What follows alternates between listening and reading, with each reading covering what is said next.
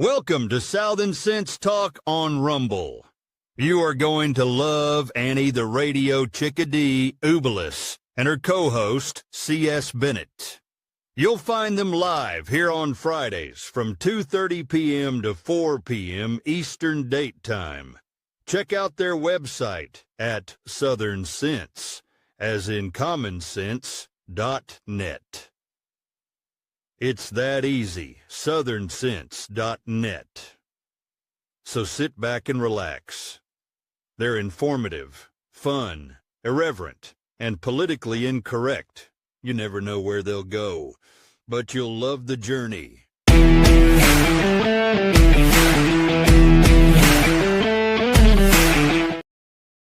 Well, welcome to another adventure here live on Southern Sense. I'm your hostess with the least mostest, Annie, the Radio Chick-A-Dee, along with my co-host, Curtis C.S. Bennett. Good afternoon, Curtis. How are you today?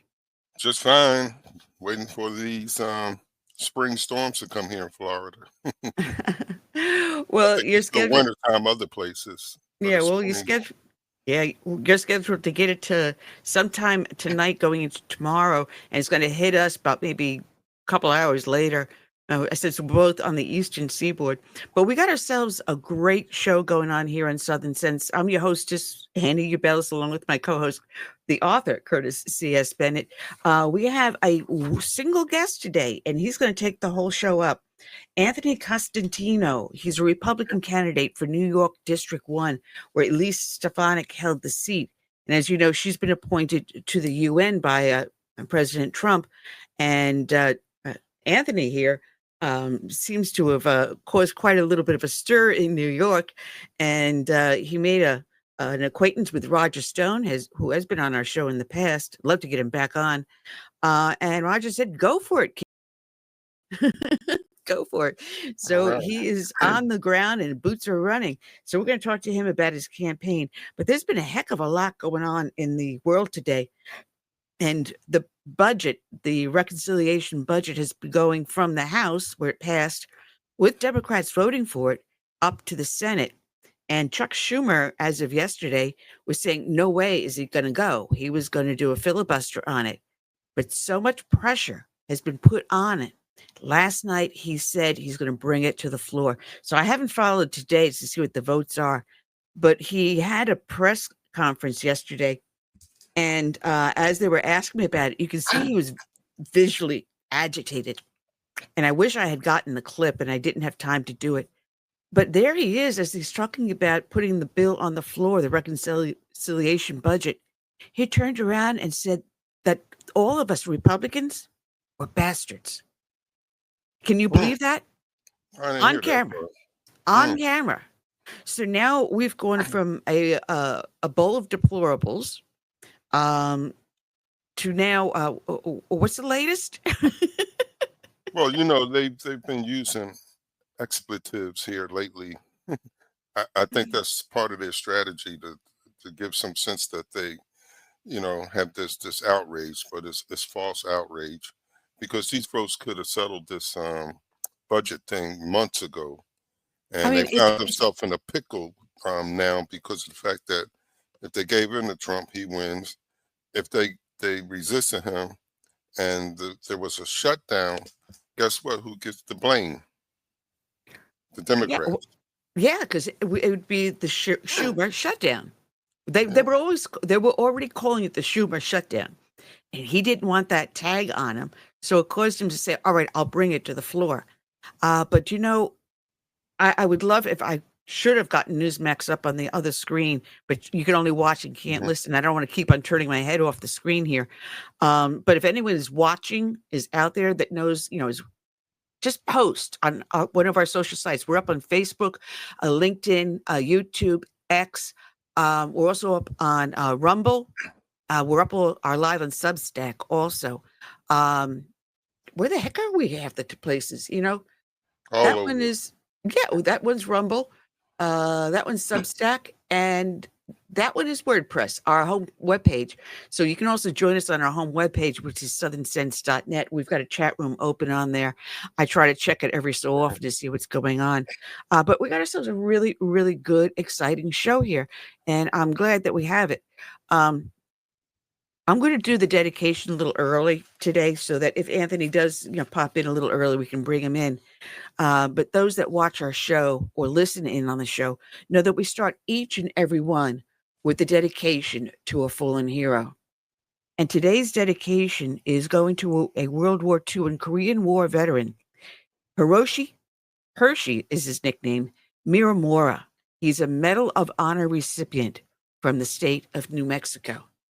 And here is his dedication. In the annals of military valor, Hiroshi Miyamura stands as a beacon of courage and resilience. Born in New Mexico, Miyamura joined the U.S. Army, serving valiantly in the Korean War. His most notable moment came during April 1951, when he courageously held back enemy forces, ensuring the survival of his unit. Captured and held as a prisoner of war, Miyamura endured the harsh conditions of a Korean POW camp. With unwavering strength, despite the adversity, his spirits remained unbroken, embodying the indomitable spirit of a soldier. After his release and return home in 1953, Miyamura was awarded the Medal of Honor. Honoring his bravery and sacrifice, his legacy remains a testament to heroism, inspiring generations to come. We celebrate Asian American Pacific Islander Month. We are honoring a man whose name you've probably heard. He is Hiroshi Miyamura, a hero in so many ways, and we are honored to share his story on Memorial Day. At the Comfort Suites in Gallup, a Veterans Museum honors New Mexico's brave men and women.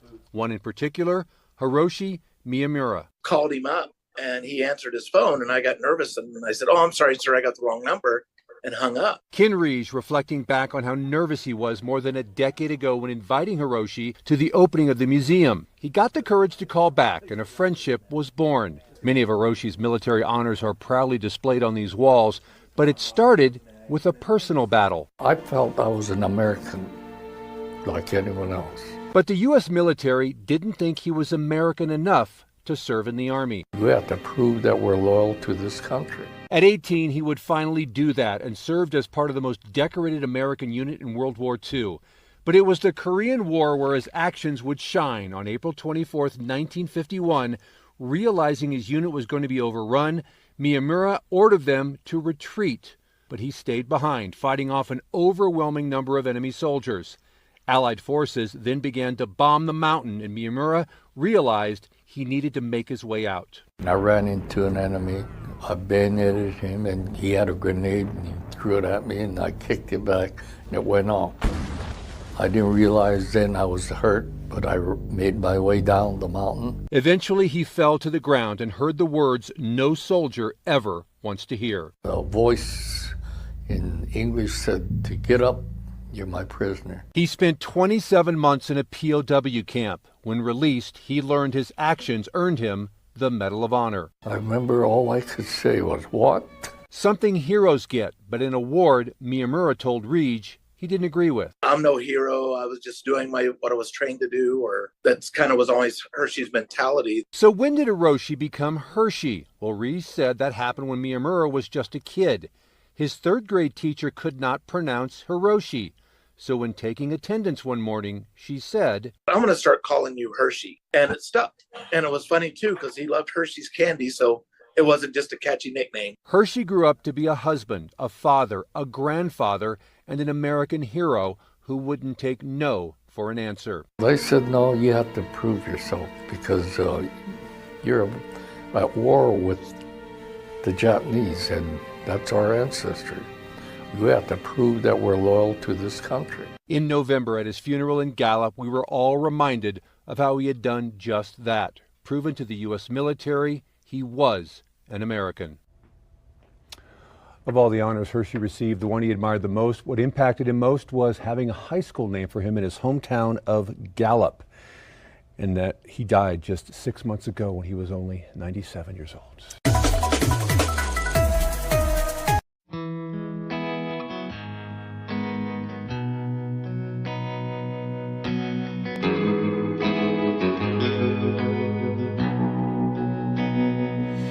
it be said, when we finish this race, we kept them free, we led with grace. Let it be seen,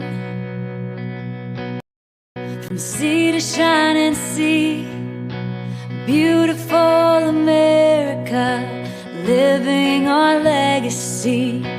Oh,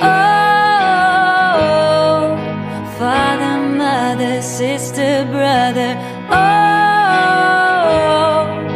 we gotta learn to love each other. Oh, for the soul of the nation, for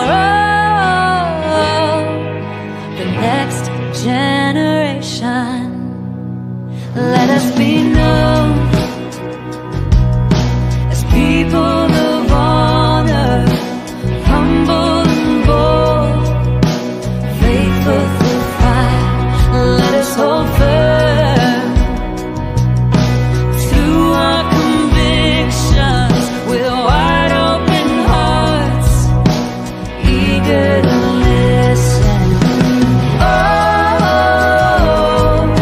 father, mother, sister, brother, oh, we gotta learn to love each other.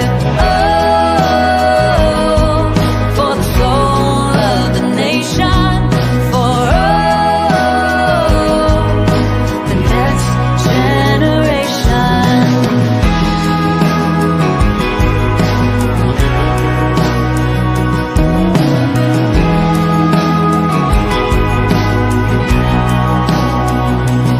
Let us make room. Let us reimagine, welcoming voices with true compassion. Let's craft a world with hopes and dreams, challenges known, those still unseen. Oh, father, mother, sister, brother, oh, we gotta learn to love each other. Oh, for the soul of the nation, for the next generation.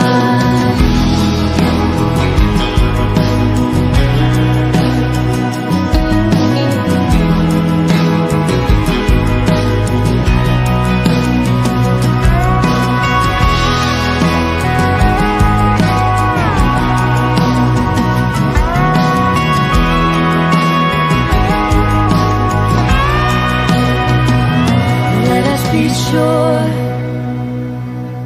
when our time has come, we gave them hope, we made them strong. Let it be said, when we finish this race, we kept them free, yeah, we led with grace. Oh, father, mother, sister, brother, oh, we gotta learn to love each other. Oh, for the soul of the nation, for the next generation. Let it be said,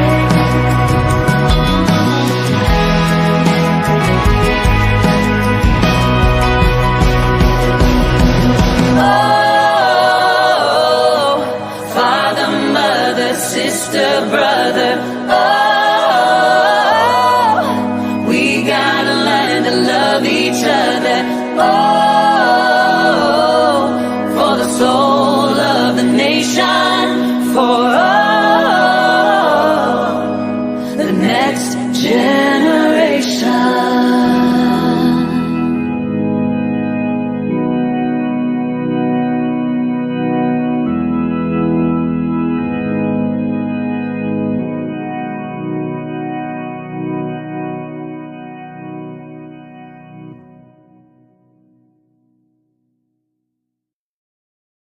All right, and we're back.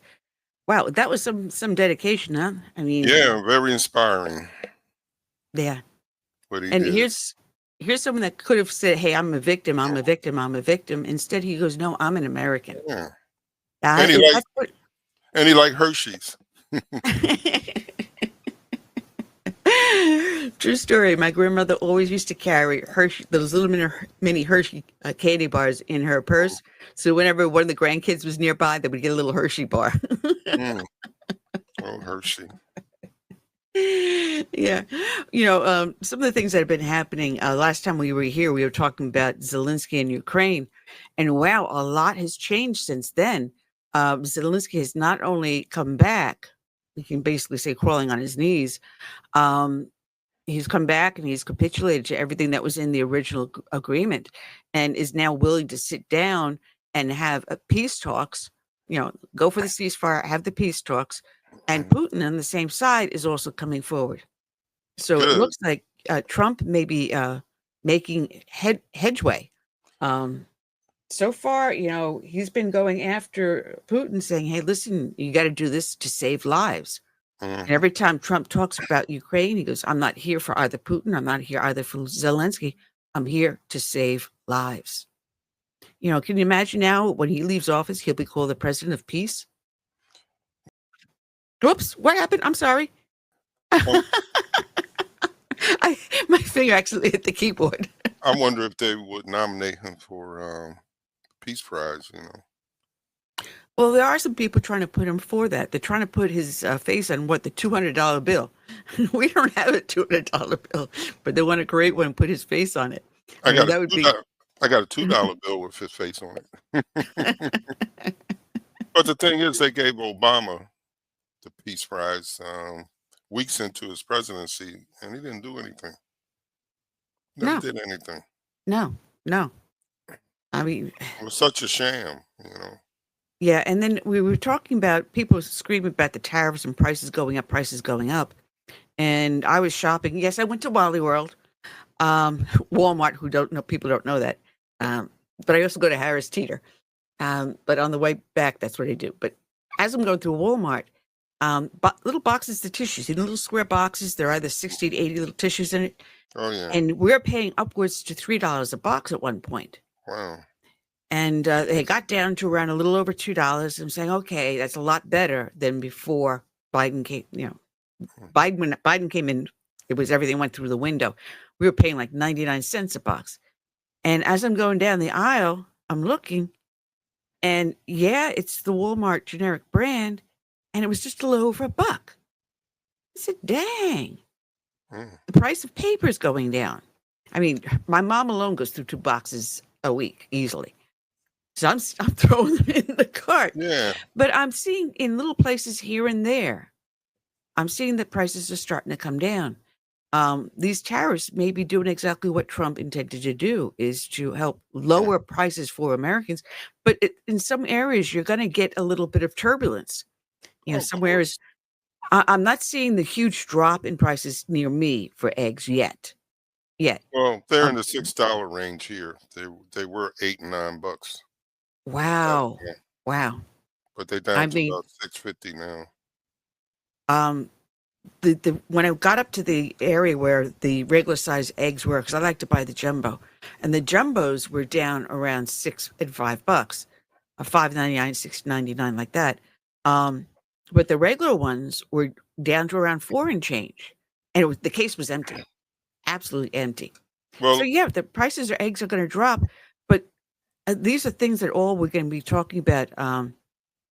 The culling of all these hens, these laying hens, when only a handful of birds got the virus. right. Instead of isolating those birds and seeing maybe if you can treat it and create an immunity so that it doesn't pass on to other birds, and the virus does not go into the eggs. So they're completely, even if Yeah. they laid the eggs, they're still good for human consumption.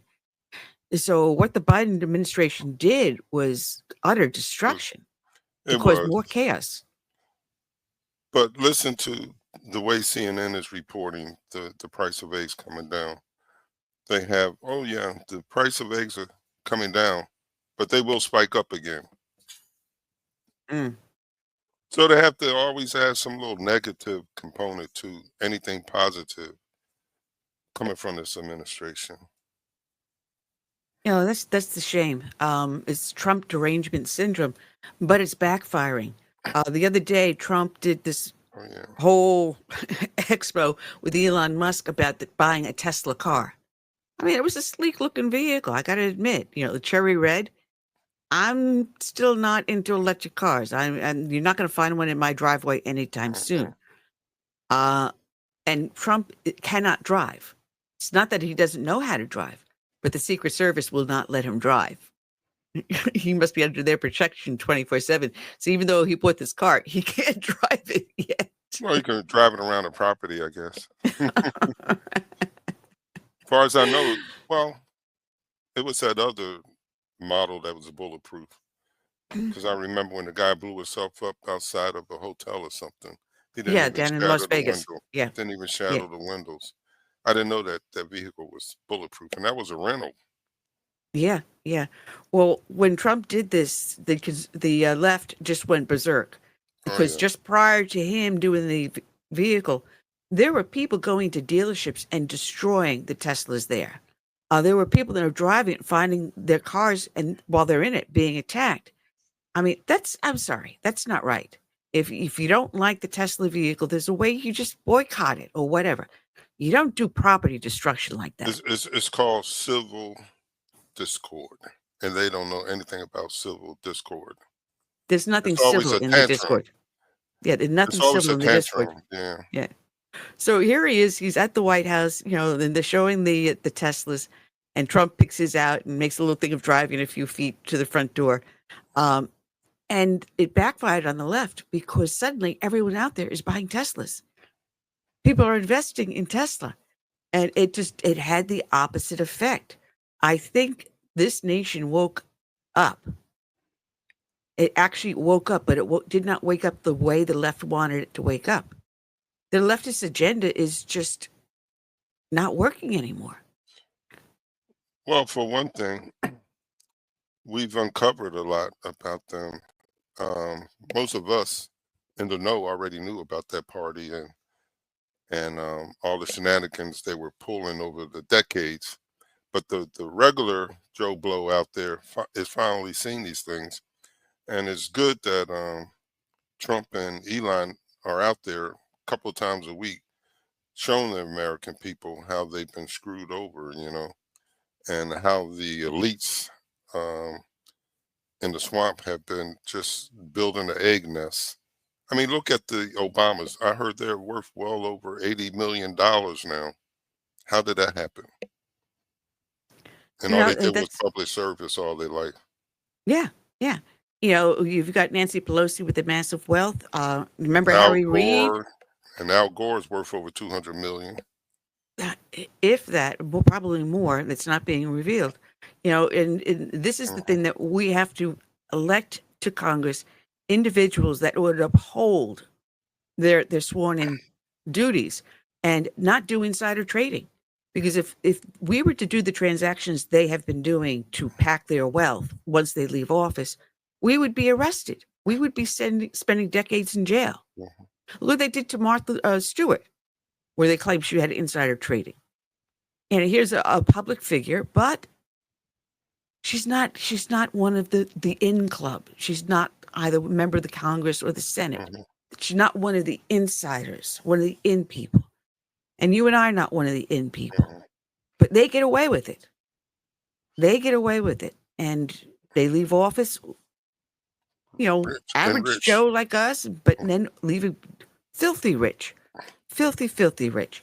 Well, what I'm learning is that this USA agency was really a front for them to send money to different organizations, some of them with no real purpose other than to kick back money to the politicians.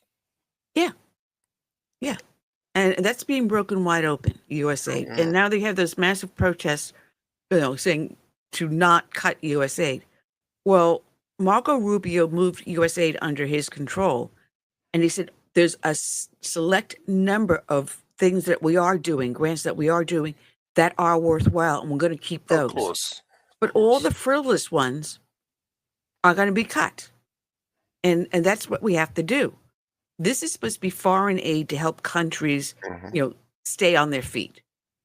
All right. If you're in a poor country in Africa and you need to help them with an infrastructure for water or electricity or roadways, that money could help them be their country more productive and an ally of the United States.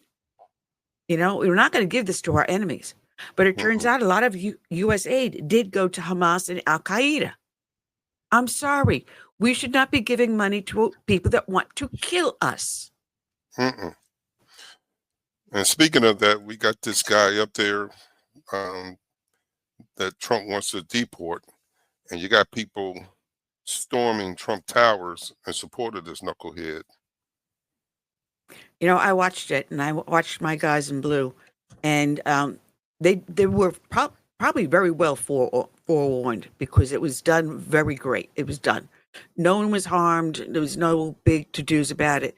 They went in with a bunch of bosses. I saw captains and chiefs in there, but they brought in community affairs and they brought in the ESU. So what they basically did was they told the protesters, this is what's going to happen. You have no choice. You are going to be arrested. And we're going to give you what we call a DAD, desk appearance ticket. So even though they put the zip ties on, which is the easy way of saying handcuffing someone, these zip ties, you're under arrest, you're going to be processed. And once you're done processed, you're going to be giving something that looks like a ticket. It's a desk appearance ticket with a court date. So they really don't go behind bars. They don't sit there and wait to go before a judge to be released. There's no bail. It's just a piece of paper. Well, I want to see how many people will actually show up in court. How many will do? But they had ESU put the zip ties on them, escort them out, and you saw them explain, all right, you're sitting here, we're putting the zip ties on. Here, stand up carefully. No one's going to get hurt. I'm going to give this to you. You're going to go in the bus. I'm going to take you to the processing center. Once you get your desk appearance ticket, you go home. And that's a way to disperse a protest peacefully. And these guys, I got to hand it to NYPD. They did a really jam-up job. Good job, boys. I salute you. But what about this thing that you're not supposed to be able to just go into a private building and do the things that they did? That's private Yeah, property. it's not a public building. It is a private property. And So where they'll was be charged with security? trespassing. I mean, somebody with really ill intent could have walked in there with a bomb, because I heard they really don't scan. Say, like when you go to a courthouse these days or whatever, or a government building, you have to have your bag, checked and all that stuff, and walk through a metal detector. I heard none of that was in place. Yet this is a building that symbolizes Trump, and you got a lot of people out there that would love to do harm to him. He even has a place of residence there. They could blow up the whole building. Yeah, yeah. I They mean, need there's a lot of tighter. things that could have gone wrong, and thankfully, thank God, have not gone wrong. But here you have these Jewish people for Palestine. One of the hostages that was released, that he was someone that, even though he was Jewish and lived in Israel, he went across into Palestine to help the people if they needed food or anything they needed. He went in there to the people and said, all right, fine, you're a fellow human being. I'm going to help you. You are whoever you are, and I am a Jew from Israel, but I'm going to put my hand out and help you with it. Well, he was one of the hostages. I don't believe he came back. He's coming back alive. But I'm Yeah, seeing now that Hamas has I agreed think to he came back release. dead. Yeah, because I Ham- think they got one more American Israeli or Jew. Yeah, well, at this point, Hamas has agreed to release Israeli Americans, and one of them is within the 4 bodies being released. Witkoff has just announced it, and he also warned on Hamas about breaking the ceasefire. And he basically, Trump and Witkoff are saying, you break the ceasefire, you're going to have the full force of the U.S. standing behind Israel at that point. So we got a lot to see, a lot to go on. Also talking about the tariffs. Canada. Canada. I mean, they have something like a 200 some odd % tariff on stuff that's coming from the U.S. into Canada. And Trump says, well, we're going to put a 25%. That's like about 1/4, or 1/10, I'm sorry, 1/10 of what Canada's charging us. And all of a sudden, the Canadians are up in an uproar. They threatened to cut off electricity. Why we have electricity coming from Canada into the United States, it comes into New York, Michigan, and I forget 3 other states. Why? Because they followed the green energy plan, and they don't produce enough electricity for their state. So they have to go to Canada to import electricity into the state. Open back up. Oops, I'm sorry, I did it again. My keyboard's too close to me. I hit the space bar and it knocks you out. I don't know. I'm Italian. I talk with my hands. No, it knocks me out. I KO'd you. Oh, jeez. I'm sorry about that. But you know, when Tesla set up his generators at Niagara Falls, it lit up basically all the Northeast. Down in New York, I was under the impression, and we gave a lot of that up to Canada. I don't know the exact story, but I do know that New York had closed down the coal-firing plants and a couple others, and they produce far more electricity than green energy can or ever will at this point in time. It's like green energy produces something close to like 1/4 of or 1/3 of what they actually need. There's a huge gap. And if you don't get that gap filled, you're going to be facing rolling blackouts. Now, imagine people that are on life support and other things. They need electricity 24/7. If they don't have it, their medications will spoil, or they will turn off machines they need to live on. You'll see a lot of people dying only because someone wants to push the green energy plan ahead. Now, I'm not saying don't stop researching green energy. Maybe there's something in the future down there.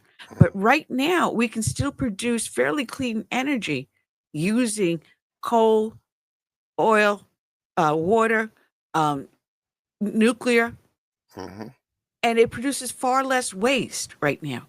You know, you've got these solar panel fields that are taking up entire farmland. Well, where do the animals go to graze? Where's the crops? What is it producing? And yet these solar panels are toxic.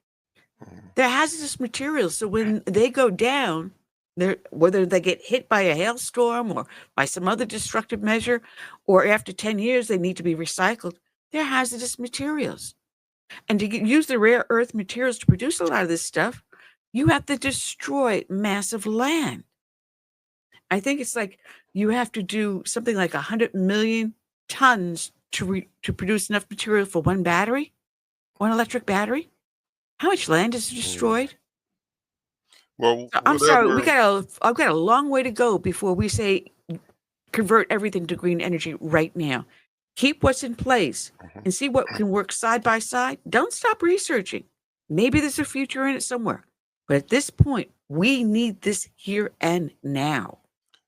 Whatever energy policy we come up with, we have to take into account that it takes some years to get all these things back into production that the Democrats, halted.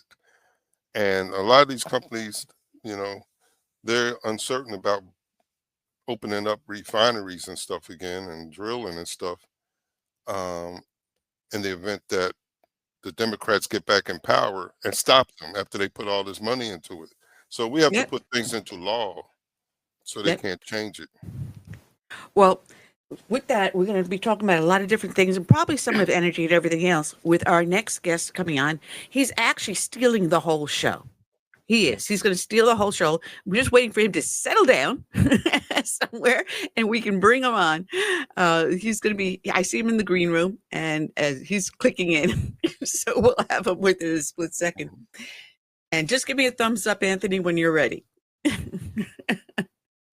But anyway, Lisa Stefanik, She has been appointed now ambassador to the UN. And we have a gentleman here that is running for her seat. Let's bring him onto the stage, Anthony Costantino. And Anthony, I was telling Curtis that there's How you a doing? possibility that you and I may Antonio. be related. Because I sent a message over because my mother's aunt, her last name was Constantino, and she came over with a bunch of Rendinas, was their family name, and they settled in the New York, New Jersey area. So when I mentioned your name, and my mom turns around and goes, well, my aunt was so-and-so, and I think I sent you a message about that. So it's possible that we are related somewhere along the way. I don't think Anthony can hear us. Can you hear us, Anthony? Got you now. I just fixed it. I can hear you now. Oh, okay. All right, we had I some was technical difficulties, but we're good now. All right. Well, I was just mentioning that I'd sent you a message that it's a possibility that you and I may be distantly related. Oh, very cool. Very cool.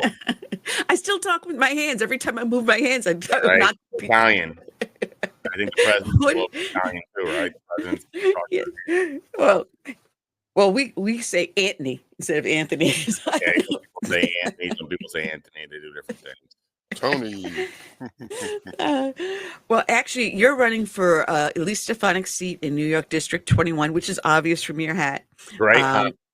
Yeah, which is the upstate New York area. And you made headlines because you put up a big, huge sign on your company, which is Sticker Mule up in Amsterdam, New York. And they make great T-shirts and stickers and everything. A little plug for you, stickermule.com. I'm wearing a shirt right now. It says fight, fight, fight. And here it's a, believe it or not, a very good Republican area. And people don't realize upstate New York is basically conservative and Republican, except for the Albany area. And it used to be Long Island. Nassau and Suffolk County were always highly Republican. And I'm born in Suffolk, lived in Nassau. So I know the area very, very well. And like many other New Yorkers, though, I left.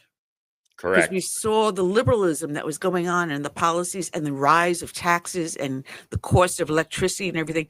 And we all decided, hey, listen, I've got my retirement, I got my pension. Goodbye, New York. I'm going to go to somewhere where I feel more at home. And that's what a lot of people in New York are feeling. They're being chased away by woke policies. And that's one of the reasons why you decided to speak up. Correct. That's one of the reasons why I decided to speak up in defense of the president, but it's also one of the reasons I'm running for this seat. I correctly identified, as you said, the biggest problem in New York is that people are leaving. Can't really fix anything with people leaving, and we got people leaving like crazy here because of far left policies and also because Republicans aren't fighting hard enough to stop it. We got to get a stronger Republican Party that fights harder in New York, particularly in my district. Well, I see it because now you got Nassau County that's gotten back to not quite completely red, but there. We're crossing our fingers on Suffolk and hoping upstate New York stays that way. But you have put out a platform, and it's amazing some of the things that you've done. You started running your family business at the age of 19. And that's ironic because at the age of 20, I went and had a storefront business. I had my business degree and was working with my mom to keep it going. But you came in and you weren't actually the owner or anything, but you rebuilt this business. You have a marketing mind, much like Trump has. And operational mind. At the time it was more of an operational situation than a marketing situation with regards to my family company. The cost structure was way out of control. The management team had retired. New management came in and everything went badly. So I was friendly with the frontline workers, and they called me and they said, things don't seem right here. I said, what's going on? They said, well, we got people here. They don't have jobs. They said, we got people here. They don't even know what to do. So there was a cost situation where, costs were out of line, and I stepped in to fix it because nobody else knew how to do it. And I ended up getting rid of most of the management team, most of what you call overhead costs, and protecting the factory jobs as much as possible. And I'm used to getting involved in situations and succeeding, particularly difficult situations. We were under threat of bankruptcy because we were out of compliance with bank loans. And so I had to negotiate with a bank at a very young age on a regular basis, which, was an interesting experience, but succeeded there, and then started Sticker Mule and became very successful my first time starting a company, and it grew to 1,200 people. And then I got involved in boxing because, when you're a business person, people sometimes think you just get lucky. I just ended up with 1,200 people because of luck. And so I said, well, I'm gonna do another career and see if it's still luck. And so I ended up boxing. I got 4 straight knockouts in Mexico City, became pro at the age of 40 in the world of boxing, and just proved that I'm pretty much good at whatever I do, but I have a formula for being good. I learn from the best. And in the political world, I think President Trump's the best. So I learned a lot from the president. There's a lot of similarities between how me and him see the world. So it's sort of easy, but I always learn from the best, and that's how I get good at things. Well, people got upset because now you got to tell us about this sign you put out there. And not only did you put the sign out there, you let the world know you got it out there. Tell us about that sign. Sure. I realized the biggest problem in this country was, I called it hatred for President Trump and his supporters. And one of the reasons why we had that problem is people were scared to speak up and admit they like him. So most of the people on the far left or on the moderate left didn't even know what a Trump supporter was, because many of us stayed silent. I know I was a silent Trump supporter, and many of us stayed silent, and it made it easy for them to brand us as, things that we're not. And so I said, the biggest way to fix this problem is to get more people speaking up and admitting they like him. And I said, one way I can do that is by putting a giant vote for Trump sign on top of my building in a blue city in a blue state and make a major statement. And it ended up going viral. The Democrats went crazy and they way overplayed their hand. They actually brought a restraining order against me, tried to throw me in jail, which made it a bigger story. I ended up defeating the restraining order, no jail time served, but it made it an even bigger story. And I guess the whole world ended up hearing about my sign. I think it ended up becoming the most influential political sign, or certainly the most discussed political sign in American history. There's never been a sign like it before, and it contributed, I hope, to the 11-point improvement for President Trump in New York State. Well, go ahead, Curtis, please. On what grounds did they go after you on? I mean, code or something with your sign? They like way overplayed their hand, and they said that I was threatening the safety and welfare of the city. All right. Oh man, you ended up.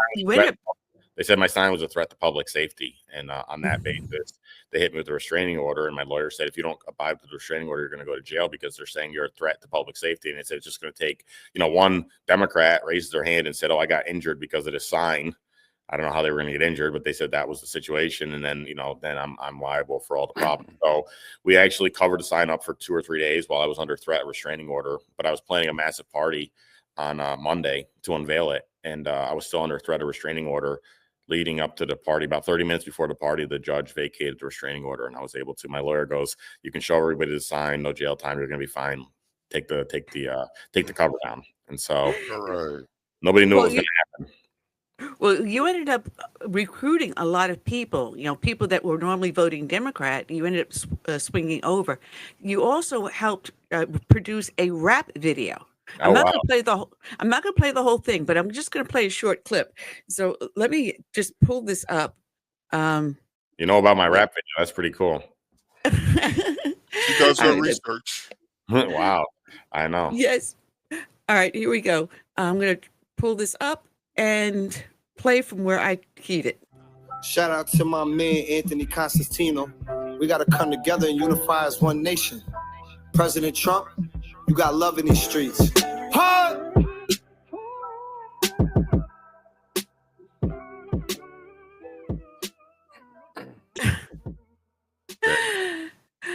All right. I mean, that was awesome. Was that not? Yeah, I hope it made a big impact as well. Like, my goal is to flip as many people as possible to support the president. The only way we're going to get real progress in this country is if we change minds permanently, because we can't just win on the basis of turnout. President Trump wins, and then he's got to deal with a lot of angry people. The real way to make permanent change is to change minds, and I believe that you can change minds. Even President Trump showed it. He had the Leaders of Resist movement at the inauguration. If you remember, Jeff Bezos was really anti-Trump in the beginning with the Washington Post, and many of the tech guys were really anti-Trump, and he changed all their minds. They're all now supporting him. So, I wanted to get other people involved. I couldn't believe I put out this rap video. I thought I did a great thing. Then I run for Congress, and believe it or not, Republican leaders locally, they attacked me for associating with rappers, because they said he says dirty words sometimes. I said, well, how are we going to flip the state if you don't talk to people that think differently than you? Trump used dirty words sometimes too. Exactly. Yeah.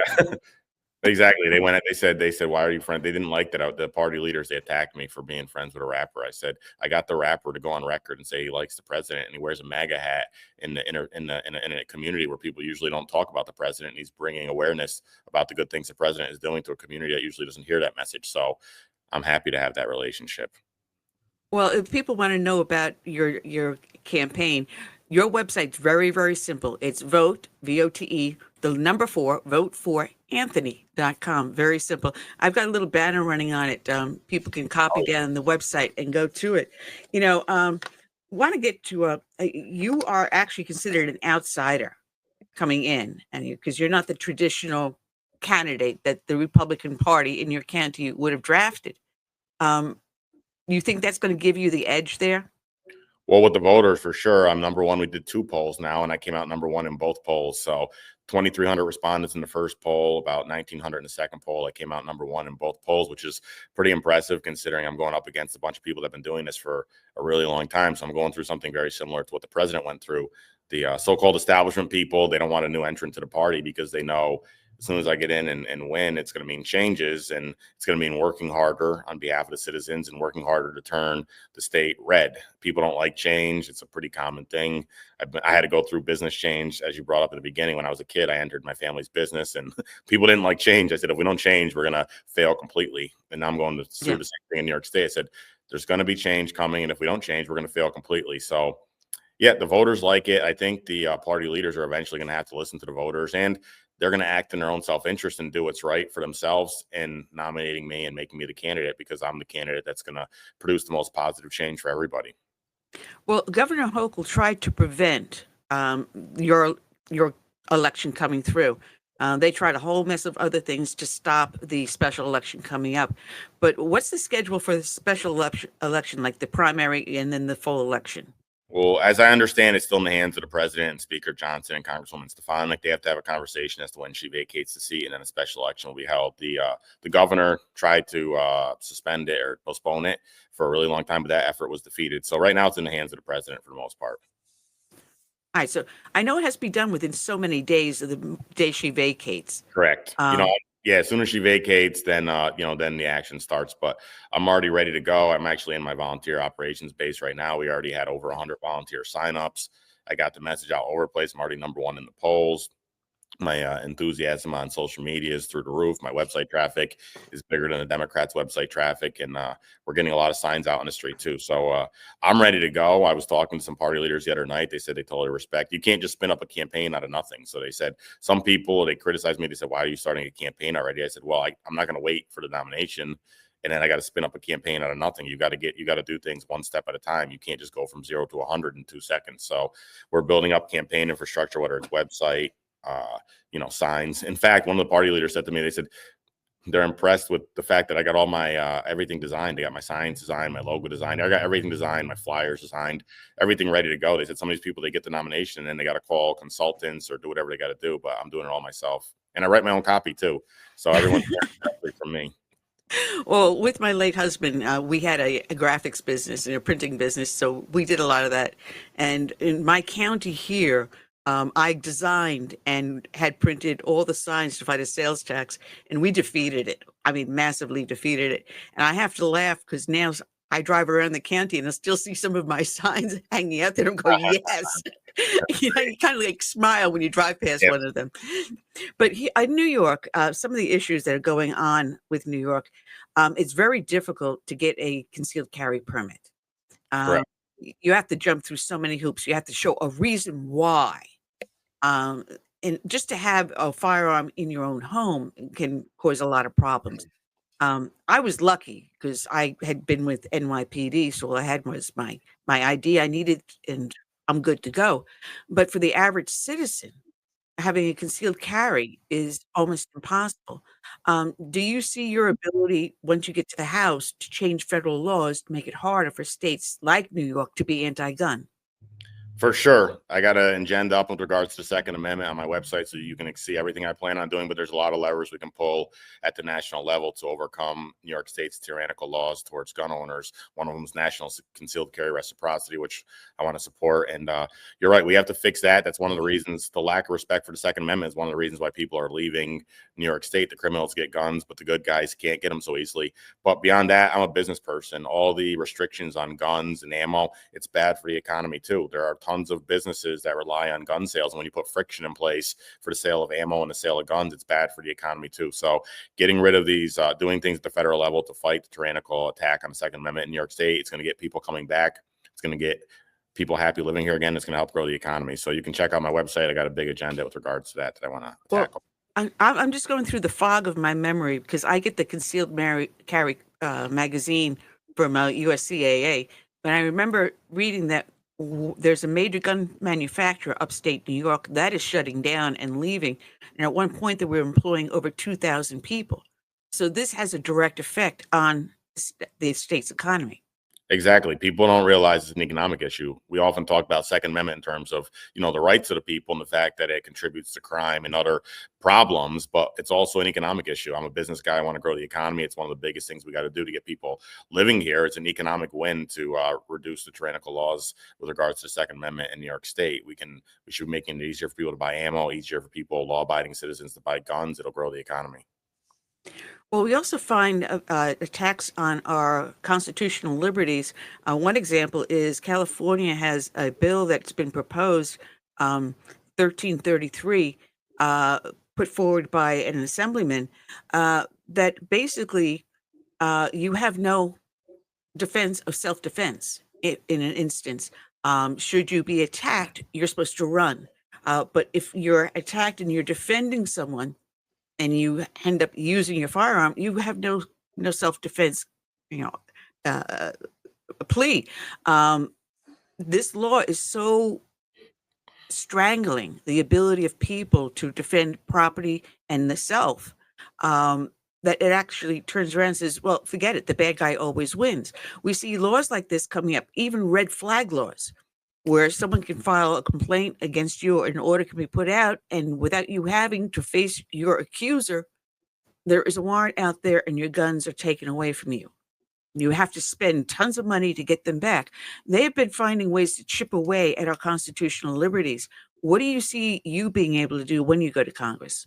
The best way to stop all this is to shame the Democrats and to educate reasonable-minded people that what the Democrats are advocating for is to make life worse for everybody, to grow their own political power. They want to take guns away to grow their own political power because they're the ones that are fans of tyranny. Look what they did to the Daniel Penny in New York City. The guy was trying to protect people and they put him through hell. Luckily, he won his case, but look what they did to him, and look what they did to other people that tried to defend their homes during the riots during the pandemic. People try to defend their homes and they put a lot of people through hell. But the Democrats want these things because they want to increase their own strength. They want to increase their own political power. They want tyrannical control over the citizens.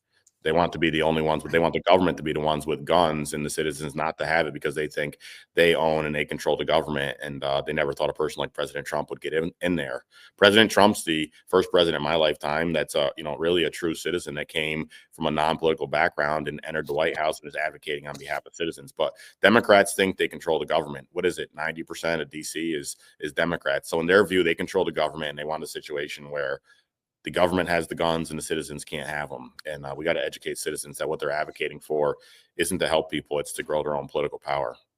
Well, you said, I'm sorry, Chris, you said something, Tony, in that, the attack on you and Trump, on your website, you've got a fantastic website, and I encourage people to go to voteforanthony.com, where you were attacked by experts such as CNBC and Forbes, even to the point where one tried to bribe you into silence by demanding you make a $25,000 donation.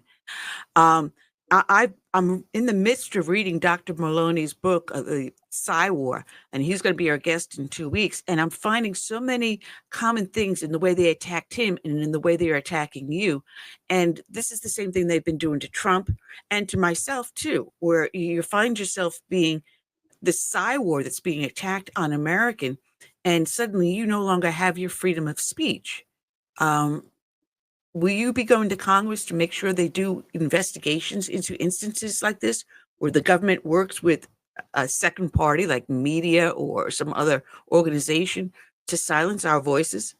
I have a lot of thoughts on, some of these organizations that behave very badly, silencing free speech, particularly Facebook, Reddit. I'm actually engaged right now. I have great attorneys. My attorneys are in contact with the Texas Attorney General. with the U.S. Department of Justice and with the FTC with regards to Reddit's treatment of my business. People don't know this, but Reddit actually also attacked me for my support of the president. As soon as I supported the president, one of the major subreddits, one of the biggest subreddits on Reddit, totally banned any mention of Sticker Mule, and they smeared me in the process. They said Sticker Mule's you can no longer say nice things about Sticker Mule because they're engaged in bad behavior. Well, nobody even know what that behavior means. So Reddit is defaming me, and they're also silencing free speech right, and we believe they're in clear violation of the law, particularly Texas law and federal law. So I actually just my attorney spoke to Texas AG. We got a press release coming out shortly with regards to that. But yeah, we're going to do whatever we can to stop this. We have to stop it. There's a lot of bad behavior going on inside. I'm a tech guy. I actually put out a statement recently saying New York needs a tech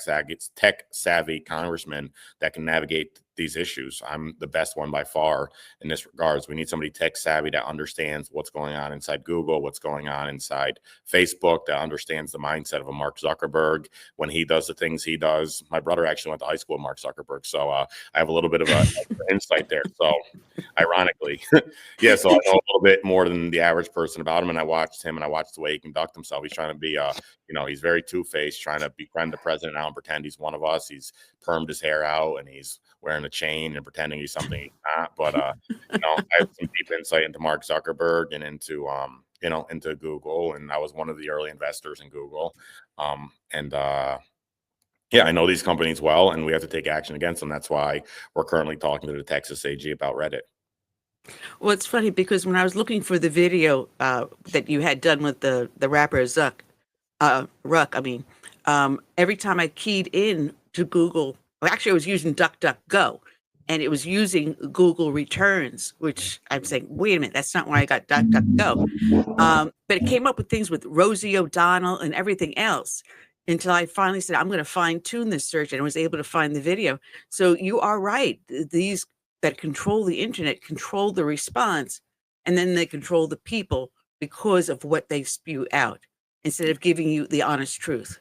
I'm most concerned about the people that control the internet, and we need to do something there to make sure that they're controlling it fairly. Luckily, Elon Musk stepped in and became a fair-minded person in control of X, but that's only one major network. We still have Reddit and Facebook and Google that probably are engaged in not so great behavior. If you look at their donation patterns, you can imagine they're not engaged in the best behavior.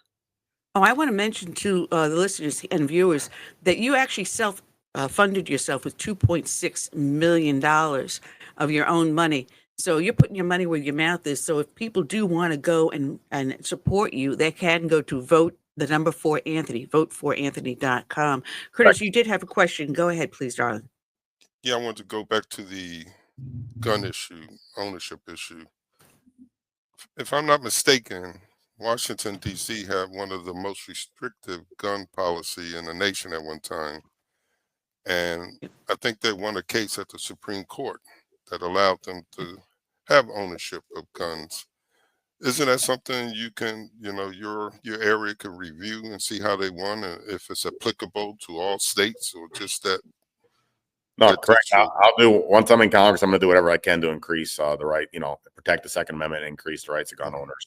We want to do it to help the economy. We want to do it to keep America safer. And because I believe that the Second Amendment was originally designed to be a check on government tyranny. You take guns away and government tyranny happens really quickly. People say that's a joke, but look at other countries. The first thing they do is they take away the guns. Look at Venezuela. It's the first thing they do. They take away the guns, and then they become tyrannical. So we want law-abiding citizens to have guns, and I'll do whatever I can to help. Well, what I'm saying is, it seemed like this case, something like this was already litigated. And is there anything you can do to review how DC, citizens won the right to have ownership of guns in a home that may be applicable to what you guys are trying to do up in your area? For sure. I have great lawyers. I think I have the best lawyers of any candidate. And, I'll use my legal team, my legal resources to look into that and anything else I can look into to be helpful. Yeah. Oh, that's awesome. There's so many issues here to go with. As a native New Yorker, my mind is going like a mile a minute. But one of the major problems we had is with energy. And recently, Canada threatened to cut off electric power to New York, Michigan, and several others. And at one point, New York had a nuclear reactor on Long Island, as well as one upstate. do you see a way of then finding a way to encourage states to go back to basic energy and look at green energy as something to explore, but nothing to be forced upon the people at this moment? Because Yeah, we're losing farmland to solar panels, and it's getting crazy. I was one of the first people to speak up about this. If you go on my Facebook, you'll see I put out a big statement on farmland solar saying it's a big problem. I said farmland solar is a big problem. It was one of the first things I spoke up on as soon as I started running. I said I knew it's a problem because these so-called greens energy dealers, they come to me and they want to put it on my roof. And I look at the situation and I say, this is a scam. It's always a scam. The return's never there. It's always wasteful money. And they say, well, the return's not there, but we'll get you a nice article in the newspaper. I'm like, I don't need a nice article in the newspaper. It's funny because, if you do explore into the solar panels, all the hazardous materials that are in it, and the solar panel now becomes hazardous material. There's no way to safely dispose of it. It doesn't produce as much energy as you expect. I mean, it may look nice because it's saying, I'm green, but it does nothing to help you, and it lowers the ability, the access to energy.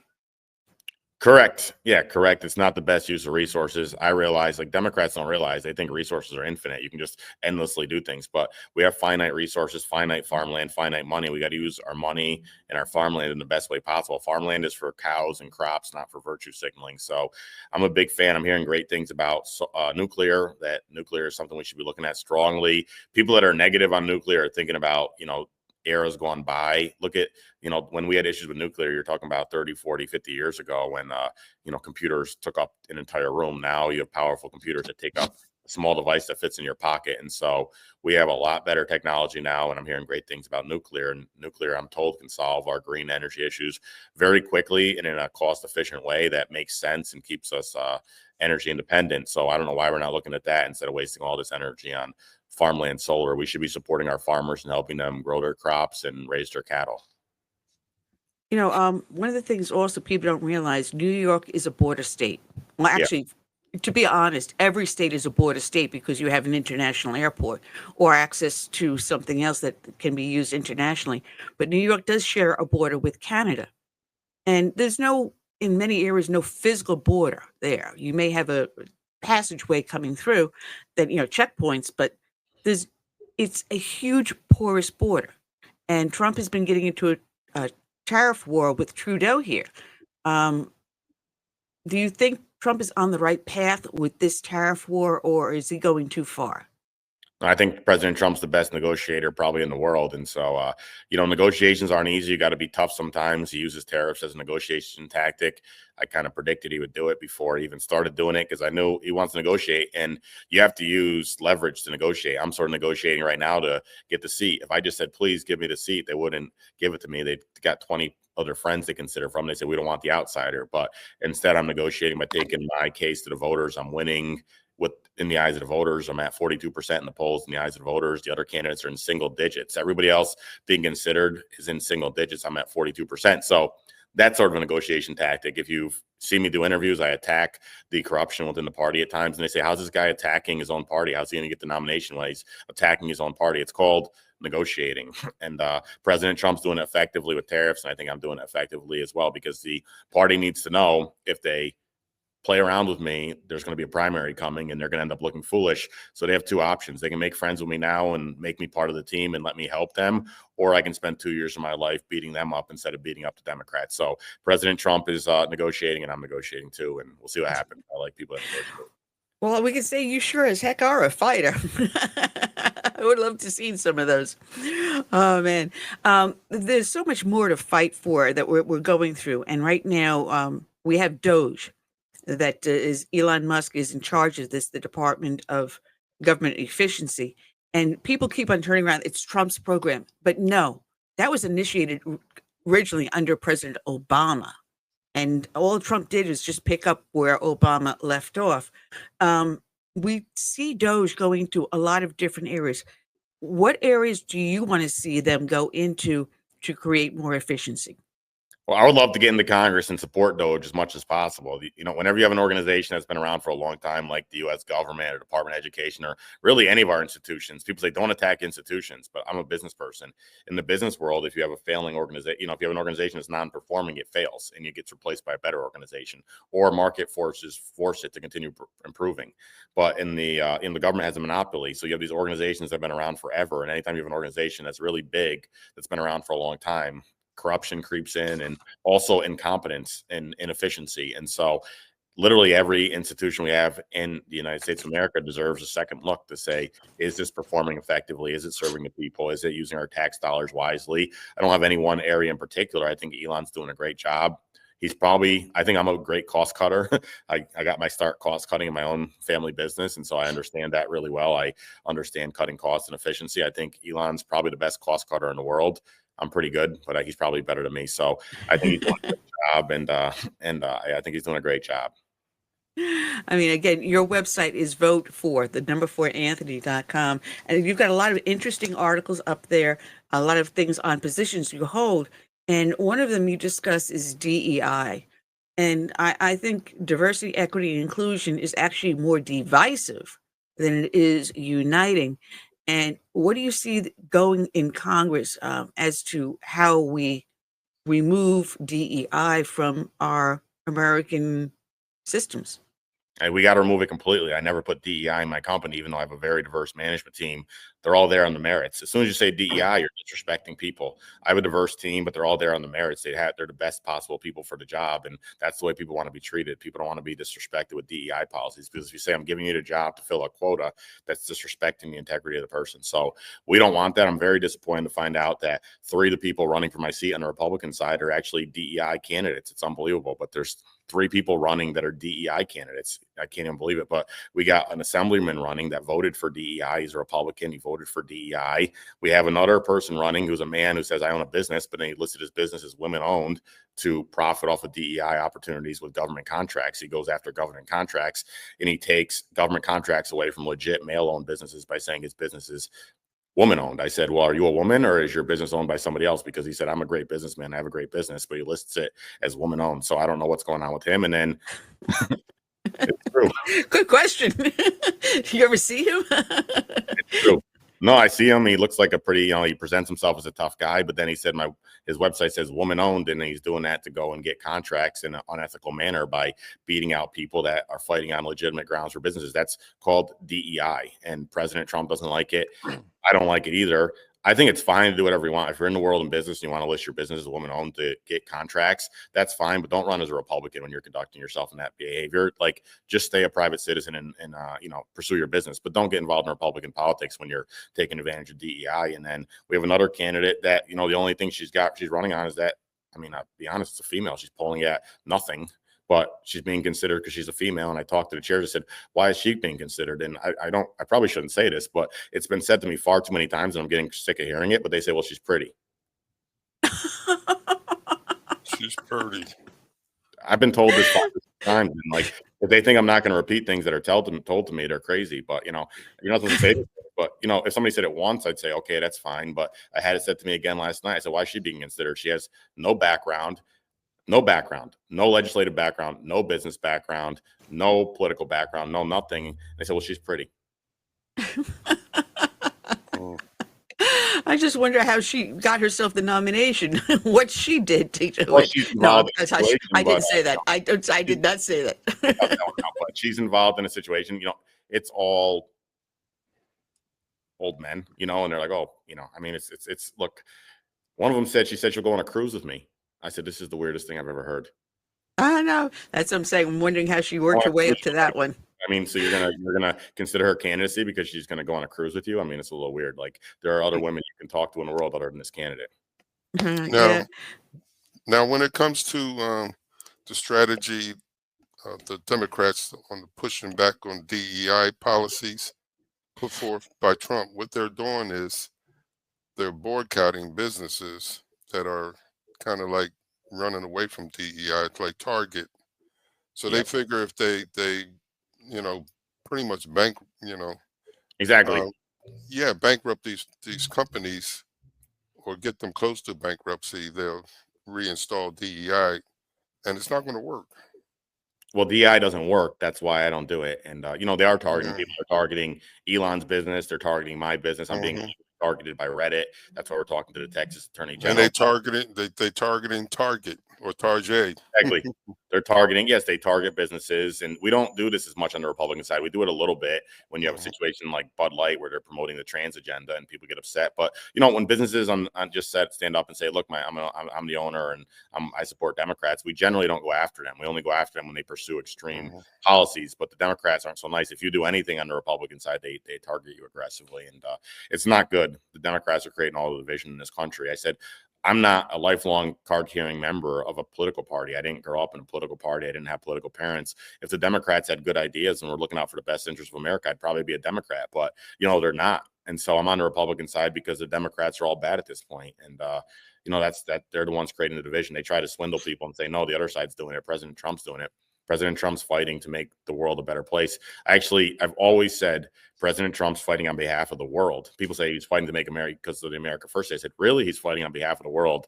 And I saw him give an interview the other day, and he actually affirmed my statement. He said, I'm actually on the side of the world. And so, President Trump's fighting for the well-being of humanity, as am I. I'm looking at the clock. We're running down. Boy, this is so much fun. There's so much more to talk to because DEI actually is in the contracts for the grants. And as a congressman, should you then look to pass legislation saying you must prove on merit whether or not you are worthy of this grant? Show me what you have done and show me the statistics to give you this money. Take off the table any mention of DEI, whether or not you're a minority, whether or not you're male, female, anything in between. Remove that completely from the equation and just look at the simple mathematics and the outcome. We shouldn't be giving federal money to anybody that engages in DEI or has DEI language on their website or on their company materials because they're engaging really in, racism and discrimination, and they're engaging in disrespect. They think they're helping people because they say, oh, we're filling, we're instituting race quotas, but they're really disrespecting people because then a person gets a job and the people don't know, is that person really a talented person or are they just filling a quota? It's disrespectful to the people because there are great people from diverse backgrounds that get really incredible jobs. Look at President Trump. He's got Kash Patel in charge of the FBI. He's got Scott Bessent in charge of the Treasury, a gay man, and I think he's the highest ranking gay man in American history. And I don't really even like saying that because I think it's disrespectful. That shouldn't be brought up. That's just private information. It shouldn't be brought up. But the Democrats sort of force you to bring it up to prove to the world that they're wrong. We're the ones that respect people. We promote people on the basis of merit, and that's the best way to treat people with respect. You don't want to be filling quotas. It's funny that they would put in your personality, not just personality, but what goes behind closed doors. What goes on behind closed doors, as long as it's not illegal, should stay behind closed doors.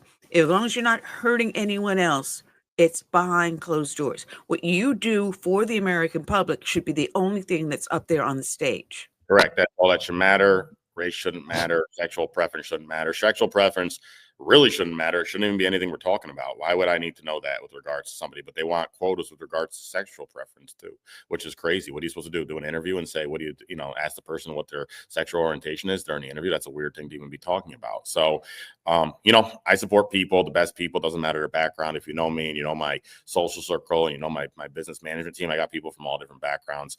DEI is bad for business. It's also just very disrespectful towards humans.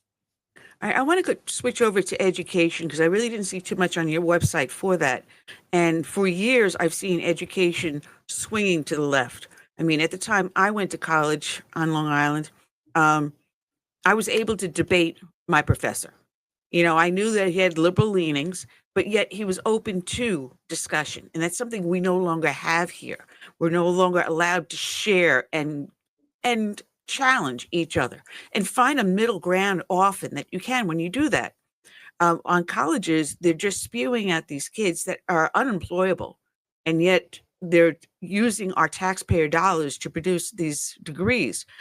You have a perfect example, Columbia University, where they brought all these kids in on scholarships, grants, or whatever, and they're out there doing these pro-Palestinian, pro-Hamas protests. They just arrested the one that was the ringleader, Khalid Mahoub, whatever his name is, which he's being held for deportation, thankfully. But we're allowing these foreign students to come in on these visas. They don't produce anything. They graduate with basket weaving or whatever, and we're paying for this on our dollar.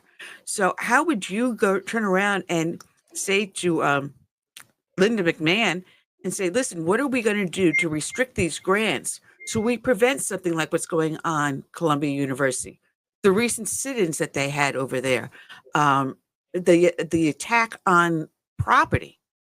How do we turn around and say the government should not be supporting this in education, and we should go back to the ABCs so people are going to be able to read, write, and do arithmetic and be employable? Well, at the high school, middle school level, I'm a big supporter of school choice, as I believe the president is too. I'd like to help them get more school choice stuff passed. It's totally wrong what they do. Democrats' policy is almost racist in nature, and that they don't give people an opportunity from disadvantaged communities to escape their community, because they say, look, you got to go to school in this community where the school's not so good. That's not nice. So we want to support school choice as much as possible, and whatever we can do at the university level, we got to do as well. I don't think, you shouldn't be getting federal money if you're engaging in propagandizing your students. If your mission is to indoctrinate students, not to educate students, you probably shouldn't be getting taxpayer money. Republican taxpayers and just taxpayers in general shouldn't have to pay for propaganda and indoctrination of students. If you have boards, I heard that, many of these schools, the professorships, they used to be maybe 70-30 or 60-40, and now it's 95% Democrat, and they're not even moderate Democrats. In many cases, they're far left Democrats that are getting involved in professorships. So they're not even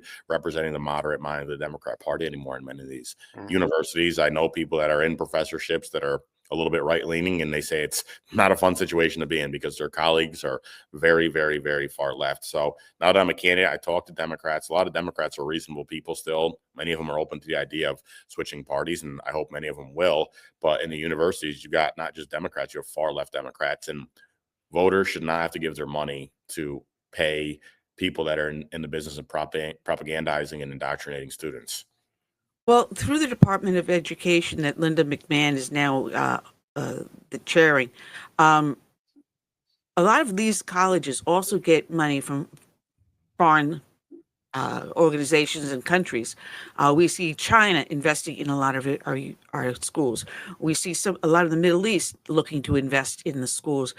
Should we then also turn around and say, if you're getting this foreign aid, maybe you don't need our grants and our aid? It's an interesting idea. I don't know why they need that money. See, it doesn't take a lot of money to to educate people. It really doesn't take much money at all. It takes books. It takes books and a whiteboard, a chalkboard or a whiteboard. I mean, it really isn't an expensive endeavor to educate people, to learn how to do mathematics and writing and all the things learn history. You need books, which are fairly inexpensive. Libraries mostly already exist. I did most of my education just hanging out in the library and reading. And so you need books and notepads, and you need a chalkboard. I mean, it's really not that expensive. So I don't know what these colleges are raising all this money for. It does seem like, it's a good question. Why do they even need all this money if they're accepting it from foreign agents or foreign countries? What is this money being spent for? Is it being spent to educate the kids, or is it being spent to buy influence and to pay for indoctrination services? I'm guessing it's the latter. They're giving the money to buy influence and to indoctrinate, because education is really not an expensive thing. Look, I went through school myself, and I'm a pretty educated person. The number one tool I had was a book and a notepad, and that's not expensive. See, my notepad was pen and paper back then. By the way, I'll say this too. I went to a school called RPI, great school, and parts of my school weren't even air conditioned. And you don't need air conditioning to learn. Through most of human history, we didn't have air conditioning. Our founding fathers didn't have air conditioning, and they were very intelligent people. So you don't even need air conditioning, really. So I don't know what this money is being spent on. If you really want to educate kids, all you need is a room and books and a chalkboard. That doesn't really cost, and you need a good professor. You need a good teacher that's reasonably minded, wise. Whatever happened to the word wisdom? We need wise, intelligent people that know how to give lectures and write on chalkboards and recommend books to read. It doesn't cost a lot to educate people. Well, here's my idea, because if we're talking about grants going to the school from the federal government, should we not then have a nationwide standard for education, a certain level of reading, a certain level of writing and arithmetic and the sciences, the basics, the ABCs, the regular classical education, and say if you have a school that is producing kids at 100% at that level, the grant should be 100%. If you produce kids at 35%, then that's where your grant is. You're not going to get any more money unless you produce a better student. I'm not a big fan of regulations. I think the easy solution is just give the money to the parents, let the parents decide, and let the markets decide. Let the parents decide where they want to send their kids if they're getting the results they want. I don't know if we necessarily need regulations. I think if we had a more market-based approach to education, then that would solve everything. Because at the end of the day, it's can you get a job? Can you be a productive member of society? Can you form a family? Can you live happy? Those are the metrics that we're going after. And I think the parents and the students can decide for themselves if they're getting a good education. So we need school choice. We need more educational freedom where people have the opportunity, if they're not happy in one school, to switch to another school. All right, and now I want to go back to not just the border, but to law enforcement. And we've seen a massive attack on law enforcement. We also seen over the years, started under the Clinton administration, federal money going into law enforcement more for community programs. And this is where you see government control over local law enforcement. Should we have the federal government involved in local law enforcement at all? And on the converse side, if a law enforcement agency such as Croton on the harbor, upstate New York, that just said we're going to support illegal aliens, then hey, listen, any federal money we give you for equipment is no longer.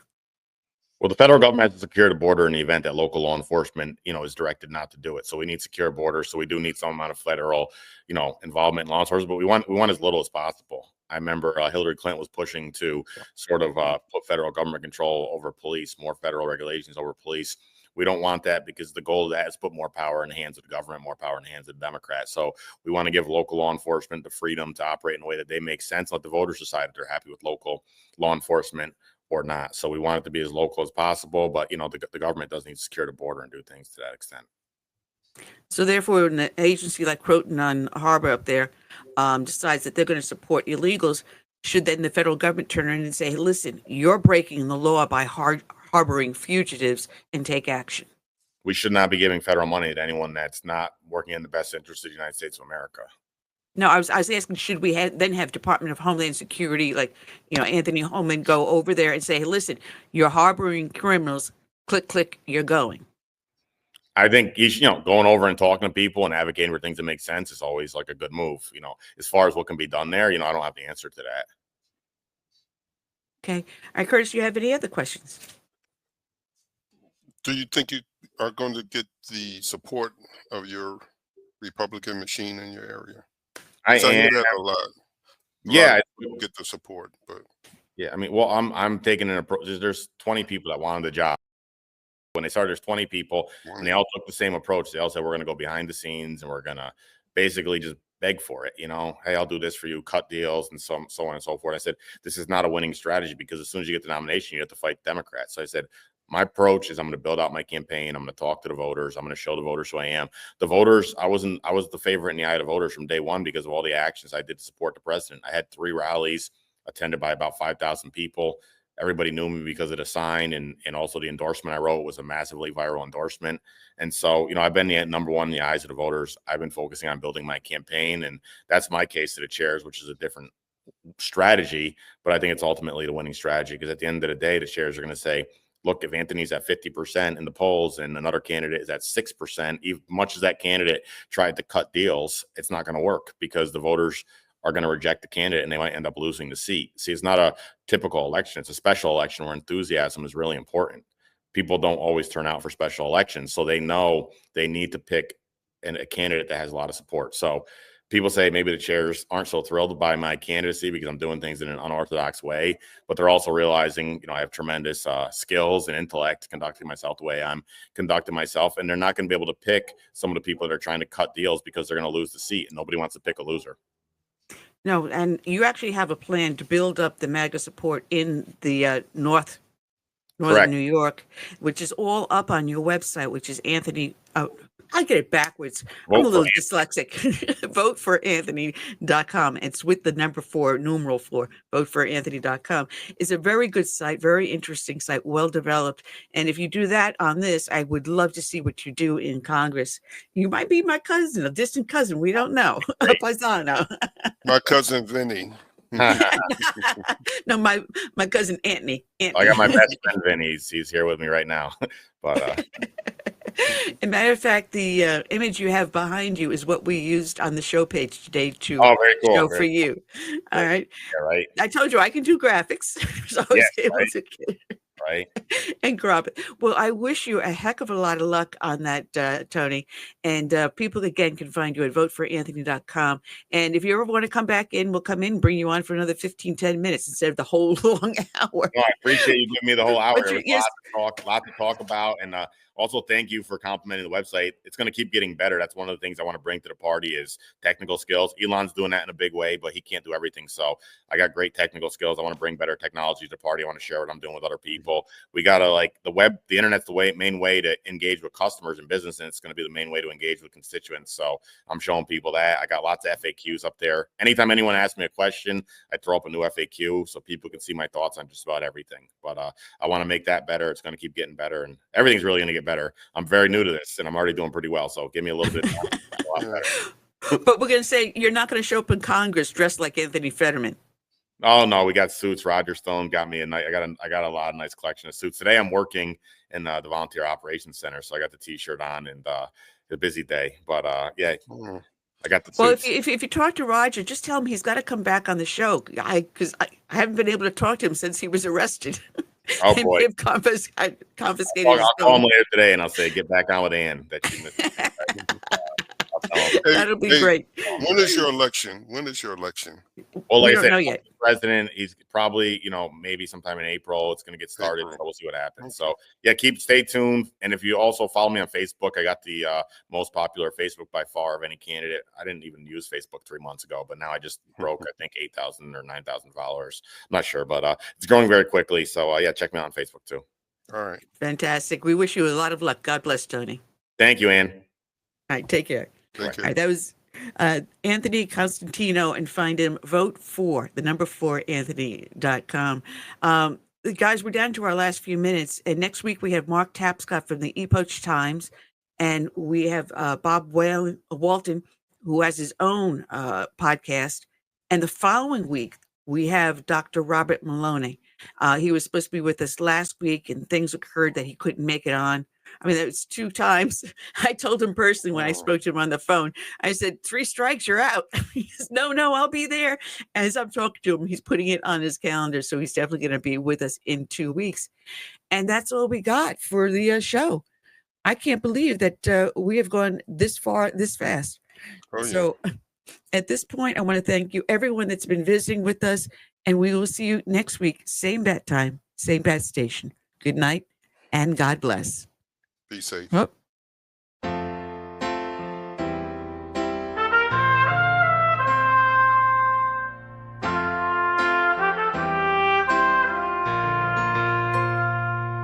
I'm praying for this land I love, America, America, the home of the free.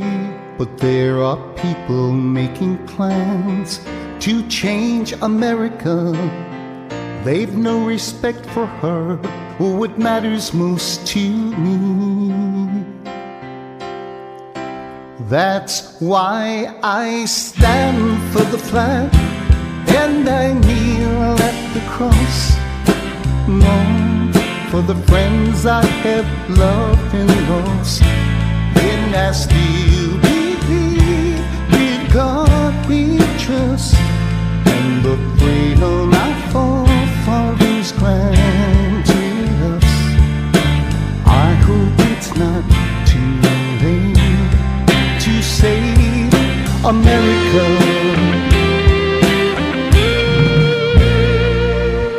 Do you hear our battle cry across America? We've got to rescue her. You know it's up to me and you to see the truth behind their eyes. Don't change America. God bless America and the red, white, and blue. That's why I stand for the flag and I kneel at the cross. Long for the friends I have loved and lost. And I still believe in God we trust, and the freedom our forefathers granted us. I hope it's not too late to save America.